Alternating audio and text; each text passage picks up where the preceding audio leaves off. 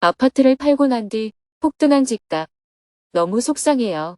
2025년 1월 9일 사르나트 답사 특별정진위원회 온라인 회의. 안녕하세요. 오늘은 인도 사르나트에서 아침을 맞이했습니다. 오전에는 인도 성지순례 전에 사르나트를 답사하고 오후에는 온라인으로 특별정진위원회와 회의를 했습니다. 스님은 새벽 수행과 명상을 마친 후 원고를 교정했습니다. 사르나트 태국 절에는 성지순례를 준비하기 위해 선발대로 도착한 15명의 스태프들도 있었습니다. 스님은 전날 밤 늦게 사르나트에 도착해 스태프들을 만나지 못해 아침 식사 후에 스태프들과 인사를 나누었습니다. 사르나트 태국절 응접실에서 스태프들이 선배로 인사를 드렸습니다. 준비는 잘 되어갑니까? 네, 오늘 에어인디아 항공편으로 순례객 157명이 무사히 출발했다고 합니다. 스님은 온라인 방송 준비 상태와 순례객들의 강가강 방문 등 사르나트에서 진행될 성지순례 일정을 점검했습니다. 대화를 마친 뒤 스님이 스태프들에게 깜짝 선물을 주었습니다. 자, 새해 인사를 했으니 세뱃돈을 드리겠습니다. 감사합니다. 인사를 마친 후 오전 9시 30분부터 사르나트를 답사하러 출발했습니다. 다르마라지크 스투파를 지나 다메크 스투파로 가는 길의 동선을 꼼꼼히 점검했습니다. 다메크 스투파를 지나 물간다꾸띠로 향하는 길도 살폈습니다. 물간다꾸띠 앞에서 처음 성지순례를 온 스태프가 질문했습니다. 스님, 그런데 우리가 지금 무엇을 답사하는 것입니까? 모두 크게 웃었습니다. 스님은 천천히 설명했습니다. 스태프로 온 사람이 그런 소리를 하다니. 성지 순례객들에게는 더욱 설명을 잘해야겠어요. 지금 우리는 순례객들과 어떻게 탑도리를 할지 미리 동선을 점검하는 거예요. 유적지를 돌 때는 탑도리를 하듯이 오른쪽으로 시계반을 방향으로 돌아야 합니다. 들어올 때 입구 왼편에 보였던 큰 탑터인 다르마라지크 스투파가 제일 중요한 곳입니다. 이곳은 부처님께서 처음 설법하신 곳이고 이후에 다메크 스투파에서 두 번째 설법을 하셨습니다. 다르마라지크 스투파가 험한 남은 이유는 이 지역의 한 힌두왕이 이 탑을 허물고 벽돌을 자신의 집을 짓는 데 사용했기 때문이라고 합니다. 그래서 다르마라지크 스투파는 파괴되고 지금은 터만 남아 있습니다. 다르마라지크 스투파와 다메크 스투파는 부처님이 설법하신 곳이자 진신사리가 모셔진 탑입니다. 그리고 이 물간 다꾸띠는 녹야정사라고 불리는 절입니다. 절은 부처님 당시에는 없었고 후대에 지어진 것입니다. 이곳에는 부처님이 처음 설법하신 곳이라는 명문이 새겨진 아쇼카 탑도 있습니다. 대중들이 다시 질문을 던졌습니다. 스님은 미소를 지으며 알려주었습니다. 그러면 부처님께서 이 절에 머무셨습니까? 부처님 당시에는 절이 아직 지어지지 않았습니다.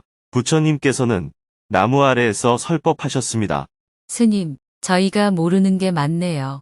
약한 학습이라도 하겠습니다. 모르는 것을 솔직하게 질문해준 스텝 덕분에 유적에 대한 자세한 설명을 들을 수 있었습니다. 답사를 이어가며 다메크 스투파를 배경으로 단체 사진을 찍을 장소도 점검했습니다. 어떻게 자리를 잡으면 스투파와 430명의 순례단이 모두 나올 수 있을까요? 기준점을 두고 몇 걸음을 옮겨보며 최적의 구도를 확인했습니다. 스텝들이 모두 펼쳐서서 단체 사진 구도를 맞춰보는 시간도 가졌습니다. 1시간 30분가량 답사를 마치고 숙소로 돌아오는 길에 길거리 가게에서 짜이와 라시를 마셨습니다. 스님이 주의를 주었습니다. 되도록 라시는 먹지 않도록 하세요. 작년에 라시를 먹고 배탈이 난 사람이 많았습니다. 심한 경우에는 수자타 아카데미에 도착할 때까지도 아팠다고 합니다. 그래도 먹고 싶으면 드세요. 스님은 짜이를 한 잔 마신 뒤 사르나트 태국절로 돌아와 스태프들이 머무는 숙소를 점검했습니다. 강당, 숙소, 식당을 둘러본 후 물었습니다. 여기에서 지내보니 가장 불편한 점이 무엇인가요? 공간이 습해서 더 춥게 느껴지고 모기가 많습니다. 생각보다 시설이 열악하군요. 이곳에는 순례객을 배정하지 않았지요. 스태프들도 본관에 자리가 있다면 그곳에서 머물지 왜 이곳에 숙소를 정했나요? 네, 순례객들에게는 배정하지 않았습니다. 강당과 식당을 사용할 수 있어 스태프들에게는 이곳이 더 편리합니다. 그렇다면 이 공간을 조금 수리해서 앞으로도 사용할 수 있도록 해야겠네요. 스님은 스탭들과 인사를 나눈 뒤 답사를 마무리했습니다. 점심 식사를 한 후 오후 3시에는 100일 특별정진위원회와 온라인으로 회의를 진행했습니다. 정토회에서는 정토사회문화회관 활성화를 위해 2월 17일부터 6월 1일까지를 100일 특별정진 기간으로 정하고 다양한 프로그램을 준비하고 있습니다. 100일 특별정진위원회 구성원들은 그동안 준비한 내용에 대해 스님에게 보고하고 조언을 구했습니다. 2시간이 넘도록 다양한 안건에 대해 질문을 받고 스님의 의견을 이야기했습니다. 다들 회의하느라 수고하셨습니다. 여러분이 충분히 논의해서 제안을 해주시면 저는 뭐든지 그에 맞춰서 강의를 하겠습니다. 네, 스님. 시간 내어 주셔서 감사합니다.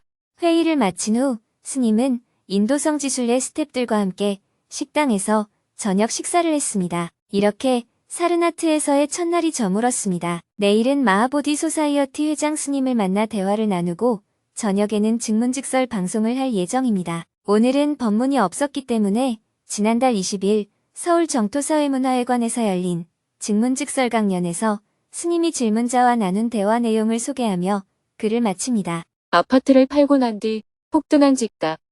너무 속상해요. 저는 30년 동안 살았던 아파트를 5년 전에 팔게 되었습니다. 돈이 꼭 필요한 것도 아니었는데 어느 날 부동산에서 아내한테 전화가 왔는데 지금쯤 집을 팔면 좋을 것 같다는 설명을 했다고 아내에게서 전해 들었습니다. 그 이야기를 듣고 제가 그럼 팔고 천천히 다른 집을 구하자고 동의하고 위임을 하여 집을 팔았습니다. 그런데 문제는 제가 집을 팔고 난 다음부터 집값이 슬슬 오르기 시작했습니다. 그러더니 지금은 아파트 가격이 제가 판 가격보다 2억 5천만 원 정도 오른 가격으로 거래되고 있습니다. 예전에는 남들이 사는 아파트가 10억짜리든 50억짜리든 마음이 조금 불편하고 부러움이 조금 있는 정도였을 뿐 지금처럼 마음이 괴롭고 아프지는 않았습니다. 지금은 왜 하필이면 그때 집을 팔았을까? 왜 나는 복이 없을까 하고 생각하며 집을 팔자고 한 부인을 원망하고 있습니다. 2억 5천만 원은 저에게는 너무나 큰 돈이기에 집을 팔지 않았더라면 저 돈이 내 것이 되었을 텐데 하는 생각에 자주 사로잡힙니다. 절약하는 생활을 하다가도 그 돈이 내 것이 될 수도 있다는 생각이 올라오면 모든 게 시시해 보입니다. 주위의 아파트 단지를 쳐다보기만 해도 더욱 생각이 나고 마음속에서 알 수 없는 속상함과 원망이 터져 나옵니다. 이미 엎질러진 물이라는 걸 알면서도 그 돈이 너무나 크게 느껴집니다. 어떻게 하면 이 일로부터 자유로워질 수 있을까요? 마음이 좀 아프시겠습니다. 그런데 집을 팔고 나니까 2억 5천만 원이 올랐다는 게 여기서 핵심은 아닙니다. 문제의 핵심은 가지고 있던 집을 잃어버렸다는 것입니다. 즉, 문제는 돈이 아니라 가지고 있던 내 집을 다시 가질 수 없게 되었다는 거예요. 그래서 잃어버린 집에 대한 아쉬움을 느끼는 것입니다.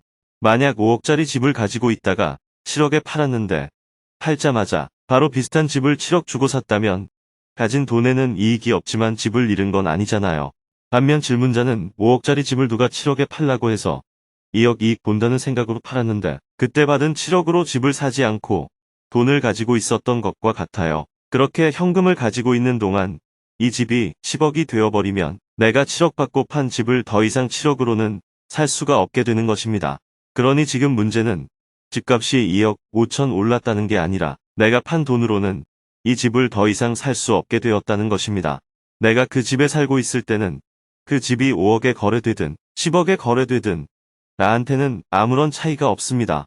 그냥 5억짜리 집에 산다, 10억짜리 집에 산다 하는 기분 차이만 있을 뿐이지 집값이 오른다고 해서 사는 동안에 돈이 더 들어오는 건 아닙니다. 오히려 집값이 오르면 세금을 더 내야 하니까 손해밖에 없어요. 집값이 오른 게 나한테 이익이 되는 경우는 딱 한 가지 경우인데 그건 집을 팔고 그 돈으로 다른 집을 사지 않으면 확실하게 이익이 생깁니다. 반면 다른 집을 사야 하면 별로 차이가 없어요. 왜냐하면 1억짜리 집이 10억이 되어서 판다고 해도 다른 집들도 같이 올랐기 때문에 내가 살 집을 다시 살 때는 더 이상 1억을 주고 살 수가 없고 나도 10억을 주고 사야 하기 때문입니다. 이때는 집값이 오른 게 아무런 의미가 없습니다.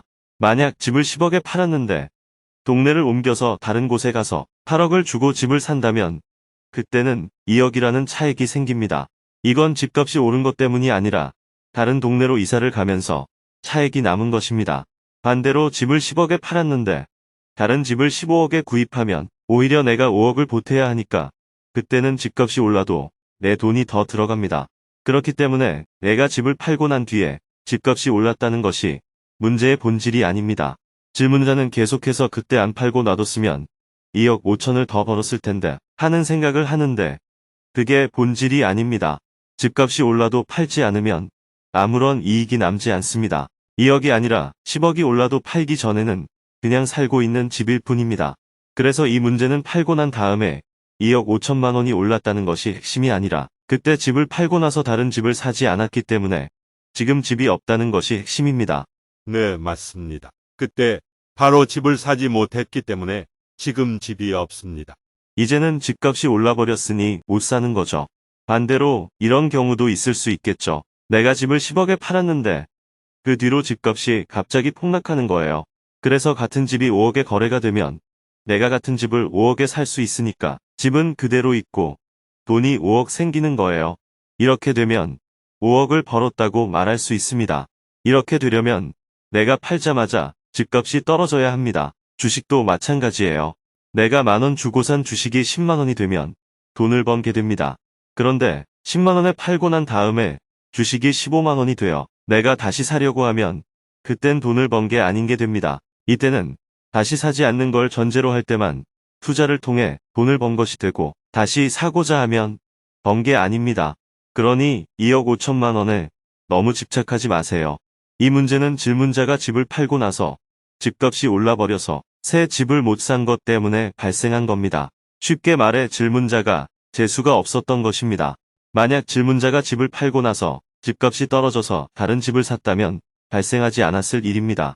그러니 집을 판 값에 그만한 다른 집을 사지 못한 것이 핵심이지 내가 팔고 난 다음에 집값이 2억 5천만 원 오른 것이 핵심이 아닙니다. 그러니 집값이 오른 게 2억 5천이든 5억이나 10억이든 그 액수는 하등 중요한 게 아닙니다.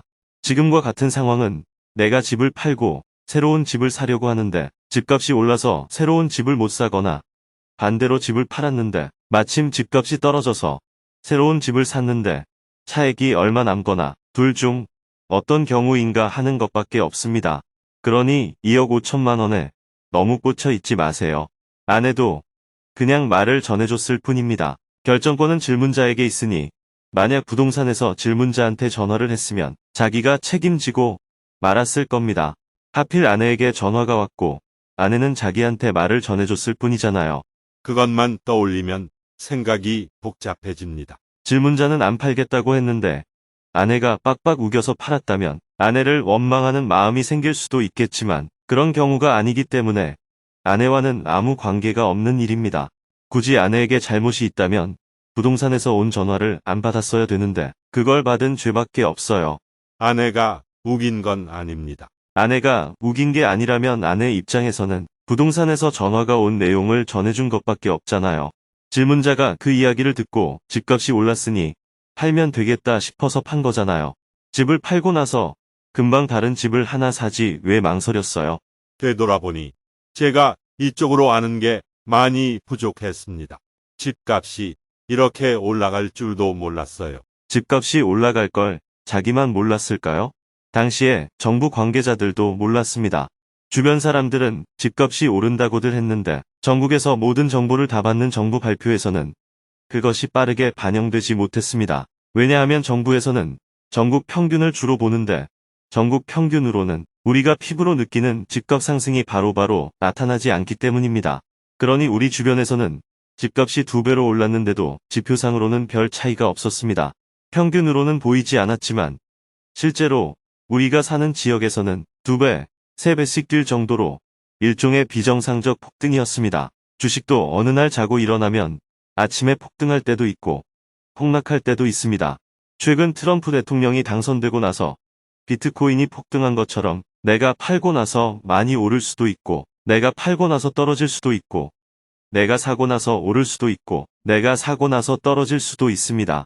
어떤 사건으로 인해 폭등하거나 폭락하는 건 전생의 죄도 아니고 복이 없는 것도 아니고 누구에게나 있을 수 있는 일입니다. 산길을 가다가 돌이 떨어져서 다치는 일도 옛날 사람들은 전생에 죄를 지어서 그랬다거나 하느님이 벌을 주는 것이라고 생각했지만 그런 일도 다 일어날 수 있는 사고입니다. 지금 질문자도 하필 그런 시기에 집을 팔고 망설이다 보니 겪게 된 일입니다. 만약 그런 시기가 아니었다면 질문자가 집을 팔고 길게 고민을 했어도 별 문제가 아니었을 거예요.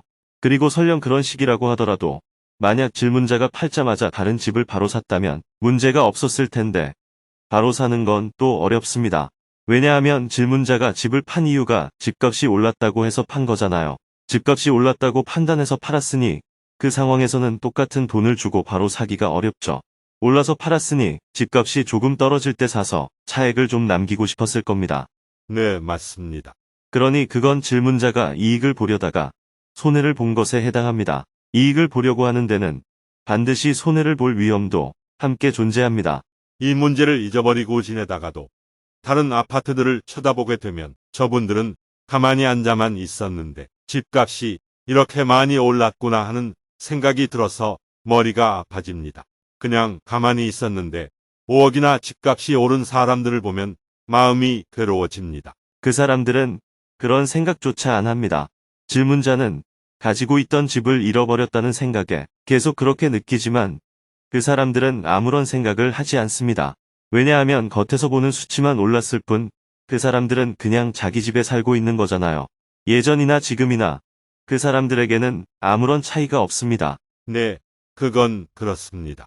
질문자가 30년 동안 그냥 같은 집에 살았듯이 그 사람들도 그냥 같은 집에 살고 있는 거예요. 그냥 살고 있기 때문에 그 사람들은 집값이 올라서 기분 좋다 이런 생각도 안 합니다. 그저 바깥에서 보는 수치만 오르락내리락 할 뿐이에요. 그분들이 그 집을 팔고 다른 곳으로 이사가면 돈이 많이 생기지 않겠습니까? 다른 집들도 그만큼 올라있기 때문에 다른 집을 사려면 다시 그만큼의 돈이 듭니다. 시골로 이사를 가면 이익이 많이 남지 않을까요? 그 사람들은 시골로 이사를 안 가죠. 질문자도 지금 시골에 가서 빈집을 구해서 살면 그때 집 팔았던 게 다 이익으로 남죠. 제가 시골에 있는 빈집을 하나 구해드릴까요? 그건 아닙니다. 이렇게 대화를 해보면 질문자는 지금 집을 논할 상황이 아닙니다. 질문자는 어느 생각에 꽂히면 거기서 헤어나오지 못하는 성질을 갖고 있다는 게 핵심이에요. 이걸 사로잡힘이라고 합니다. 누구나 이해관계나 상처에 대해 사로잡힘이 생기곤 하는데 자기는 그 정도가 조금 심한 편이에요. 그대로 두게 되면 나중에 트라우마로 발전할 수 있는데 이 문제를 가장 빨리 해결하는 방법은 신경정신과에 가서 방금 스님한테 이야기하듯이 의사에게 이야기를 하는 거예요. 그러면 의사가 진단을 해보고 약을 지어줄 거예요. 이때 먹는 약의 대부분은 신경안정제인데 그걸 먹으면 심리가 많이 안정됩니다. 물론 질문자가 손실을 봐서 생긴 문제이긴 하지만 그보다 더 중요한 원인은 질문자가 정신적으로 약한 상태에 있기 때문에 생긴 일이에요. 팔 때의 집값과 지금의 집값이 너무 차이가 나다 보니까 자꾸 생각이 납니다.